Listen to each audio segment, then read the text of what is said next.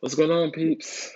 Welcome to my YouTube channel. My name is Donovan, and I know based on my YouTube channel and what it says in my bio, this channel is mostly geared towards mobile gaming or gaming of any sort of aspect or in any sort of gaming console. But today in this video, I'm going to shift gears. I want to talk about something that's been on my mind, and it's been on my mind heavily, heavily, heavily. Now,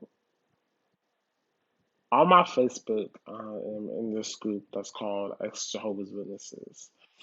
And it's a lot of ex Jehovah's Witnesses around the world that I have come to know, people that I have been friends with for years.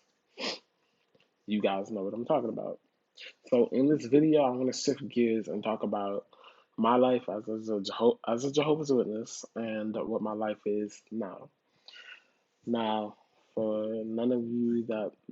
some of you that don't know, again, my name is Donovan Johnson. I'm 25 years old. I'll be 26 next month. I have been a Jehovah's Witness born and raised for 22 years. So as of right now, it's been 4 years since I have been out of that religion. And I wanted to come to you guys and talk to you about what I have come to know, what I have been through. And disclaimer, my life story is totally different from somebody else. Like, there's somebody that I have watched over the years. Her name is Jamie, and I have followed her story. Her story is totally different from mine. So if your story does not sound like mine, that's okay. Everybody's story is going to be different. By the end of the day, we have one common core value, and that's us being ex Jehovah's Witnesses. We are this one band of brothers and sisters, I would say, that go off of this one strand of being ex Jehovah's Witnesses and having this story that we have to tell.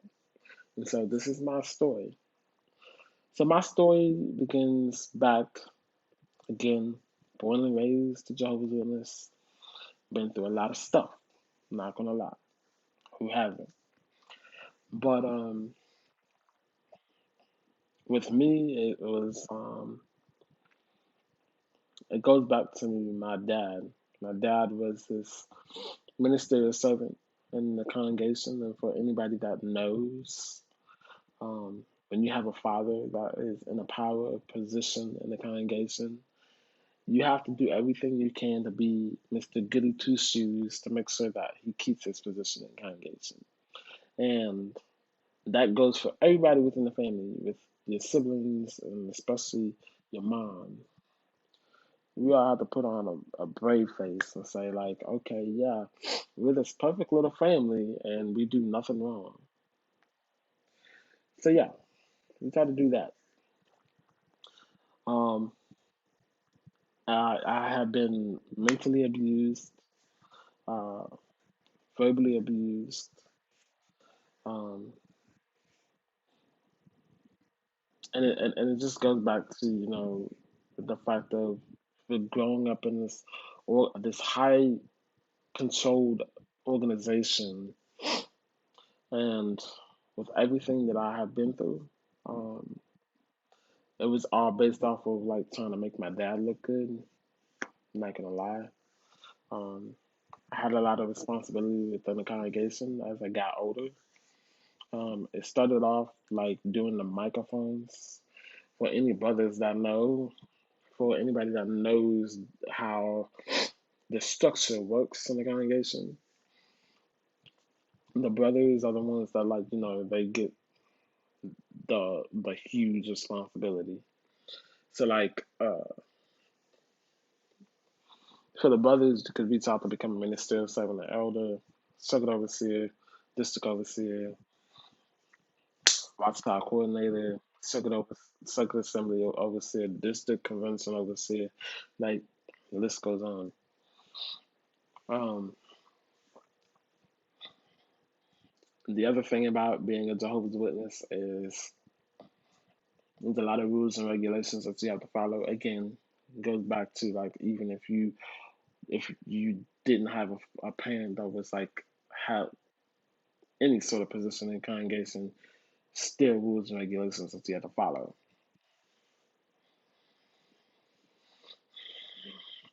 Now,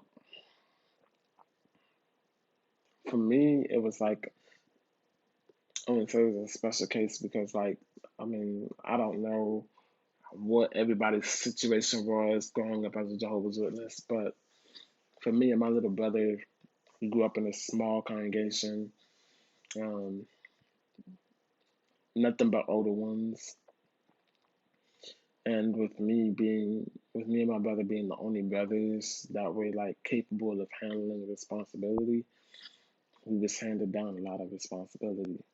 Now, it started off like doing microphones because we were not unbaptized publishers at the time. We was we was still we were not unbaptized publishers at the time, but we were still doing like microphones. I was like, okay, yeah. But a year later, after we got the assignment of being doing the microphones, we ended up becoming unbaptized publishers. And this was like around the time I was 12 and my brother was 11. Um, then also, for everybody that does know, growing up, they always like try to drill into your head that, if you don't become a baptized publisher, you're going to die at Armageddon. So that was the other thing that was like popping up on the inside of my head. Um, but also, it was also uh, the pressure, the peer pressure from my dad, the peer pressure from the elders in the congregation because they was getting older that they needed young ones to step up. So there was that. But it wasn't until 3 years later that me and my brother decided to get baptized. Not knowing the repercussions, not knowing the seriousness of it. We just did it just to make our dad happy, to make the elders in the congregation happy. That's the only reason why. Now, some of y'all did get baptized just because, y'all wanted to, you know what I'm saying? I did not have that in my heart. That was not my reason for getting baptized. Like I said, I ended up getting baptized just to make my dad happy, just to make the elders happy. And that was it. So again, I was 15, my brother was 14, we got baptized. At that point, we started like forming all these friendships and whatnot, and um, I started dating when I was 16, but nobody in the congregation knew. My parents did not know. Um, they didn't know I started dating until I was like 17, 18, whatnot. But anyways, at this point, after we got baptized, I ended up getting more responsibility in the congregation. My brother started getting more responsibility in the congregation. We started reading the watchtowers, reading the book studies, giving prayers, working the sound system. Like I was head of the sound department. I was making the schedules and all that stuff. Giving talks. I did a lot of number threes, of course. If any brother knows what a number three is, um, especially when it came to like brother talks, because sometimes they would do like number three would be like two sisters doing a demonstration, but then you have sometimes a brother would come in and give a talk at number three. So I did that. Uh, my brother got involved in like doing demos at circuit assemblies and district conventions. He did that. I never got that far, so but I did end up going to like moving to the ASL congregation, helping out with them for I stayed with them for about a year and a half before I moved back to English. But I never like I never had anything negative to say about the organization except for, when I got in trouble, this is where things really got kind of like bad, I guess you can say. When I got in trouble the first time, I got in trouble for like getting involved with this sister. because we did some stuff that we shouldn't have. And the brothers found out and they took me into the back room. It ended up asking all these intimate questions, like, what did y'all do it? Like, did you have your clothes off? Did you finger? Like, you know what I'm saying? Like, them type of questions. Like, it was very intimate, but I ended up answering them anyways because it was the first time I ever got in trouble. I didn't know what to expect because I was nervous as hell. I was shaking. My hands were sweaty. I was like, I couldn't talk straight, you know. I was crying. I ain't gonna lie. Um, Cause I didn't know what was gonna happen. Like, you know, the first time I ever got in trouble and I had to be in front of three elders, the judicial committee, and tell them exactly what went down and exactly what I did and what she did and what we did together. Like, but I ended up being put on reproof. She ended up getting put on reproof, and that was that. After that, I ended up dating this sister. We got married. I moved to Arkansas. We was only together for about a month before we separated. And of course, with anybody that knows, of course, when you're Jehovah's Witness or any religion for that matter, but Jehovah's Witnesses, this is the only one because that's all I know. But as a Jehovah's Witness, they really gun ho when it comes to that, you know, the marriage law. You know what I'm saying? And I understand that. You know what I'm saying? Like, I take marriage very seriously. If I marry you, there's no divorce. Not unless you could cheat on me or something like that. That'd be the only way to do it. Because there's, there's only two things that you can get out of a marriage: commit adultery or your spouse dies, basically. But neither one of us cheated on each other, so we was basically still spiritually married to each other. But I was like, no, I'm not gonna do that. So after that, um, after that little charade and everything was said and done, and I moved back here. I was living with my brother for 2 years, and at this point, he was disfellowshipped. I was still on reproof, so I was still a brother. And at this point, I was still like, you know, going to the meetings, going out of service, but not as much as I used to. I ended up getting a job working in the oil field, so I was always traveling to and from all the time, working 2 weeks on, 1 week off. So I did that for a bit, and I was trying to clear my head because I didn't know what was going on. Then, of course, eventually, our mom, her health started like deteriorating at a rapid pace, and I ended up making a decision because I was the oldest one. I was the oldest child. I ended up making the decision to let her go, and of course, I involved my brother because it's his mom too. So I was like, I felt like I told him I was like, I felt like we needed to let her go. He said the same thing, so we let her go. And after that, in the situation within the congregation, my congregation, they was trying to make a memorial service for my mom. Without my knowledge, I didn't know nothing, but they was getting everything together for the next month, and I was like, no, that's supposed to be the way me and my brother wanted to do it, but they went ahead and did it, stopped us with a $600 bill, and I was like, yeah, you need to pay up. At first, I didn't want to pay them the $600 because that's mm-mm, really you do this out the kindness of your heart. I thought, but no, you asking for $600 in return. I was like, first I didn't want to pay him, but I was like, nah, let's just go ahead and pay him so they could shut up. Because every time I was going to the Kingdom Hall, they was always like hunting me down, asking me like, "Where's the money? Like, you gonna pay us this week? Blah blah blah." Like, come on, dude, really? But yeah, there was that, and then the situation with my ex, she ended up trying to my ex-wife, she ended up trying to call me, saying that, well, not call me, but she texted me saying she was sorry for my loss or whatever, and that was it. In my head, I'm like, You formulate a relationship with my mom. You know, y'all hang out. You formulate a relationship, and all you can say is sorry for your loss. I'm like, yeah.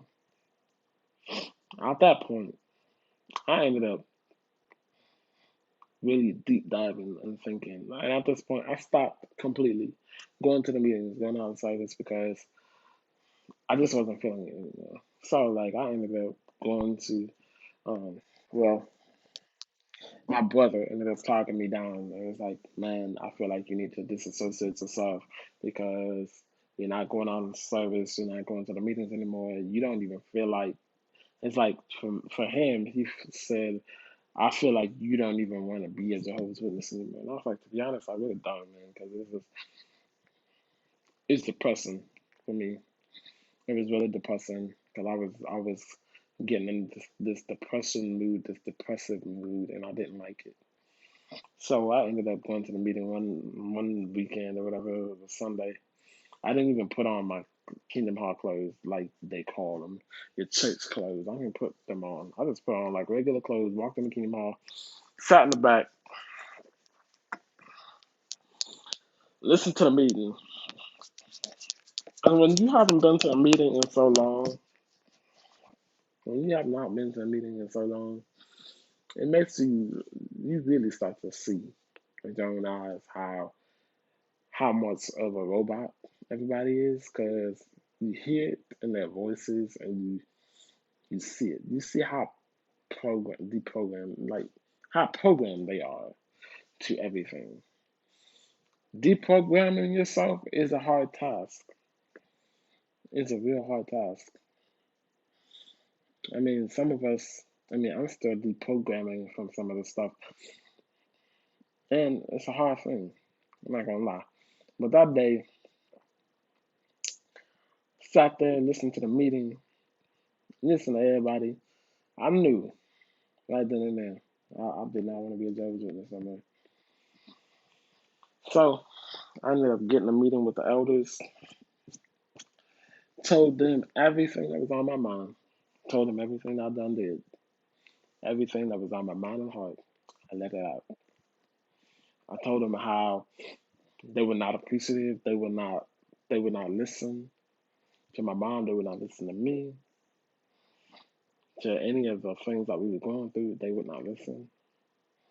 I told them how I felt when it came to my depression, how they didn't take that seriously.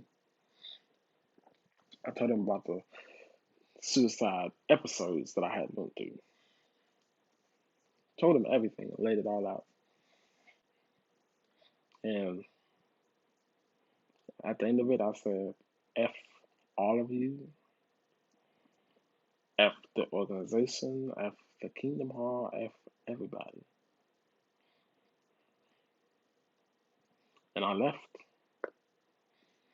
And I ain't never been to the Kingdom Hall since. It's been 4 years.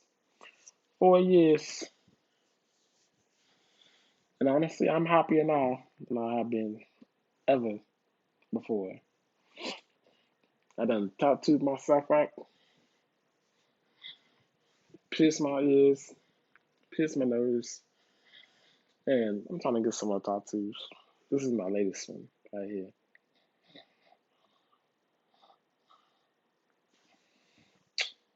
So I feel like I'm doing better now.